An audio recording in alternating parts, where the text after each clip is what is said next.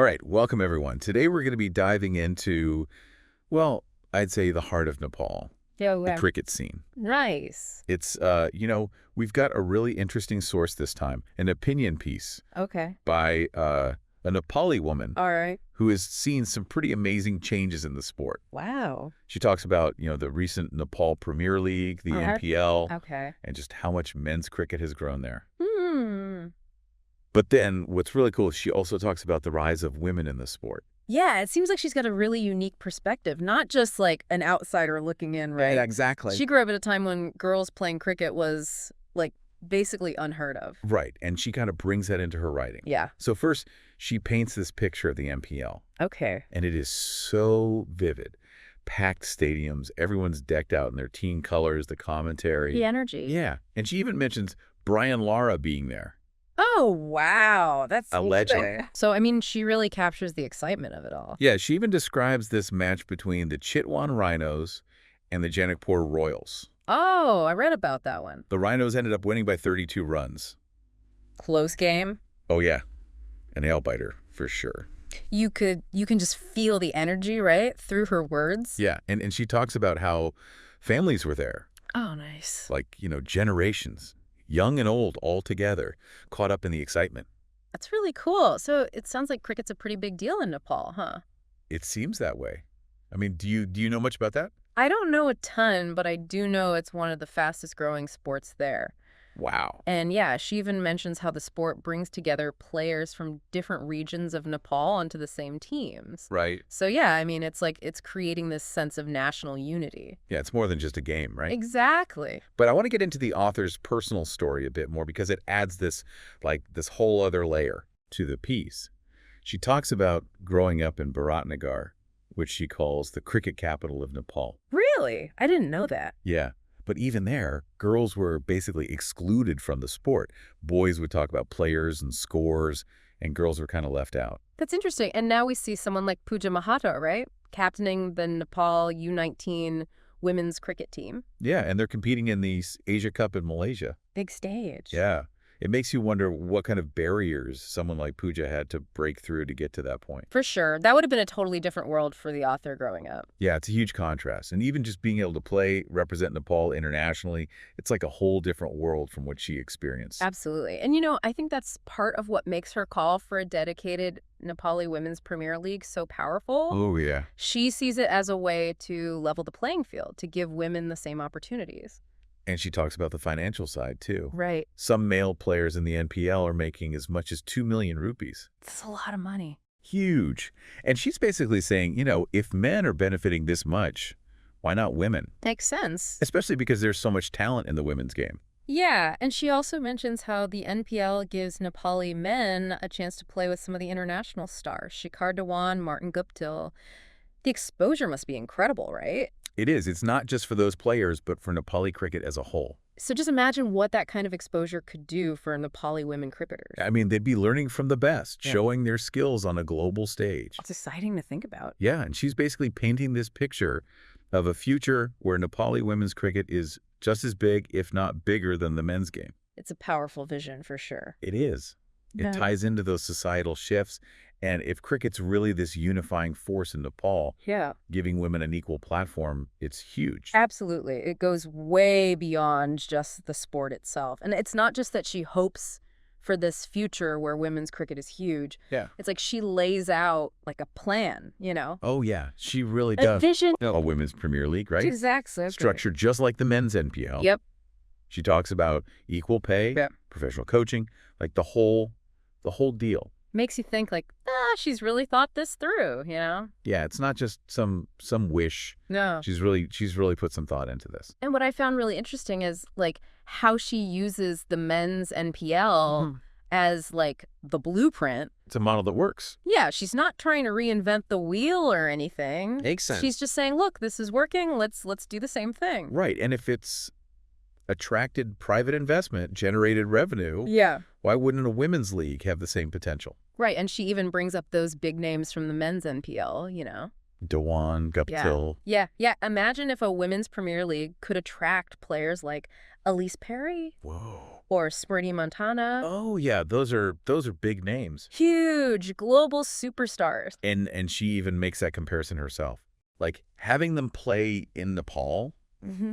that would be massive. Massive. Not just for the league, but for like young girls who are watching. Oh, yeah, absolutely. It's about like seeing yourself represented. Right, seeing that it's possible. And you can achieve those things. And maybe even surpass the men's game. Yeah, who knows, right? Exactly. The sky's the limit. And it's great how she ties in her own personal story. Yeah. Remember, she grew up when girls playing cricket was, like, unthinkable. Right. And now she's talking about Nepali women winning a World Cup. It's like a whole different world. I love that. Yeah, it's inspiring for sure. So she really believes that a strong domestic league, Yep. is the key to international success. It makes sense. But is that like realistic? Mm. Has Nepal ever been a contender on that global stage for women's cricket? That's a good question. I mean, she doesn't really get into Nepal's track record internationally that much, Yeah. but she's so optimistic, right? Yeah. Like, you can just tell she believes that the talent is there and that with the right support, Nepal could really become a force. It'd be amazing to see. Yeah, really cool. But even beyond, the international stage, just think about what a women's Premier League could do for society in Nepal. Yeah, it'd be a powerful statement. About gender equality, about, just opportunity. It's about more than just the symbolism, though, too, right? I mean, she talks about how it would create financial opportunities for women. Yeah, for sure. Like real economic empowerment. So how does she propose making this league a reality? Well, she puts a lot of emphasis on the Nepal Cricket Association, the CN. She says they need to, really take charge, create a real structure for women's cricket, put the resources in. That makes sense, but she doesn't let the private sector off the hook, does she? Oh, absolutely not. It's like if you're investing in the men's game, you got to step up for the women's game, too. A bold statement. I like that. Yeah. She's not afraid to, call people out. But she backs it up, too, right? Yeah. By pointing to the men's MPL. Exactly. Like, look, private investment has been huge for them. There's no reason it can't be the same for the women. Do you think it might be a little too demanding? How do you mean? Like, shouldn't the women's game, prove itself first That's a fair point. before expecting that level of investment? A lot of people probably think that. Yeah. But her argument is, how can it prove itself without the investment? Oh, that's a good point. It's kind of like, A chicken and the egg. Exactly. And I guess if the men's league is already doing well, there's a model to follow. Yeah, exactly. Okay, before we move on, I want to go back to something she said Okay. about the NPL atmosphere. Oh, yeah, with the chanting and the banner. The energy. The passion. Yeah. Now imagine that, Uh-huh. but for a women's league. Whoa, that would be amazing. It gives me chills thinking about it. It's amazing, right, how sports can bring people together. Oh, yeah, for sure. This deep dive is like a perfect example. Definitely. It's not just entertainment. It's part of their identity. National identity, family traditions, even economic opportunities now. Yeah, it's all tied in. And I think sharing her own story, really makes her argument even stronger. Oh, yeah, for sure. It's not just some theory, it's personal for her. Right. And, it connects to what we're seeing everywhere now, right, with women's sports. Yeah, it's growing so much. More investment, bigger audiences, more recognition for female athletes. So a women's Premier League in Nepal Yeah. could really put them on the map, don't you think? Absolutely. And she lays out a really specific vision for the league. Oh, yeah. Equal pay, professional coaching, a system for developing talent. It's all there. I like that she's not just, complaining. Yeah. She's offering a real solution. It's like a challenge almost, right? Yeah. Yeah. Here's the plan. Let's do it. Exactly. But she also knows it's not just about the league itself. Right. It's about changing how people think. Yeah, for sure. She talks about how for so long people didn't even consider the potential of women in sports. And she uses examples, right? Like Serena Williams. Very good names. Marta Vieira da Silva, Mithali Raj. Global icons. Yeah. And she even mentions Saraswati Chaudhary. Oh, who's that? She's a volleyball player Okay. from Nepal Interesting. who's been making a name for herself internationally. It's cool how she brings it back to Nepal, it just shows that it's possible. So, we've talked about her vision and all, Yeah. but is it really possible? That's the big A question. women's Premier League in Nepal. Like, it sounds amazing. It does. But practically, Yeah. can they get the investment? Will people watch? Right. Those are big questions. And I'm torn, Me too. Like, I'm inspired by her hope, Yeah. that Nepal could be like a real force in women's cricket. It's exciting. But is she being a little too, I don't know, idealistic? Maybe.